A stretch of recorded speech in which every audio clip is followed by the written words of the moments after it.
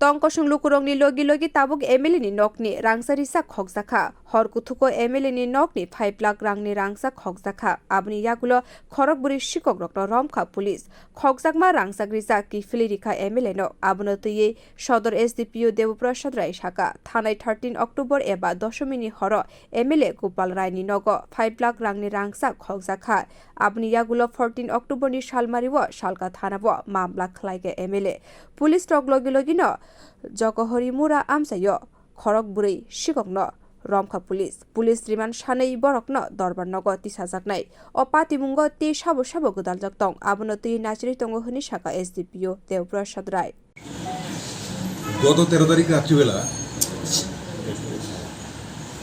মানে দশমীর দিন আর কি রাত্রিবেলা আমাদের মাননীয় MLA গোপাল রায় মহোদয়ের বাড়িতে এই চুরির ঘটনাটি সংঘটিত হয়।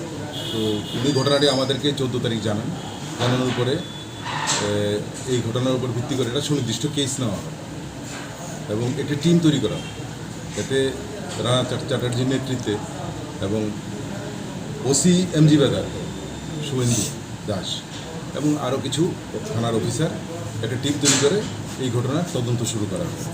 পরবর্তী সময় গতকালকে এই ঘটনা যে চুরি করেছে তাকে আমরা গ্রেপ্তার করতে সক্ষম হয়েছি এবং তার কাছ থেকে এই সমস্ত জিনিসপত্র গোল্ড এবং গোল্ড প্লেটের যে বাকি অর্নামেন্টস আছে সেগুলো উদ্ধার করা সম্ভব হয়েছে এবং যেগুলির বাজার মূল্য এখন কমপক্ষে 5 লক্ষ টাকা।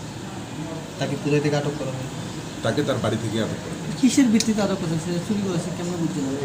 সেটাই আমাদের ইন্টেলিজেন্স, সেটাই আমাদের কাজ।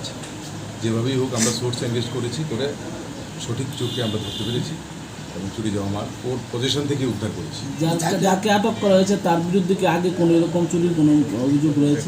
না, ওই বিষয়টা দেখার জন্য ওকে আমরা রিমান্ডে আনছি। তার বাড়ি কোন জায়গায়? তার বাড়ি জগহরি মোড়া এরিয়া। তদন্ত স্বার্থে আমি নামটা বলবো। প্রাথমিক তদন্তে জানা গেছে তার সঙ্গে আর কেউ আসলো কিনা বা সে একাই?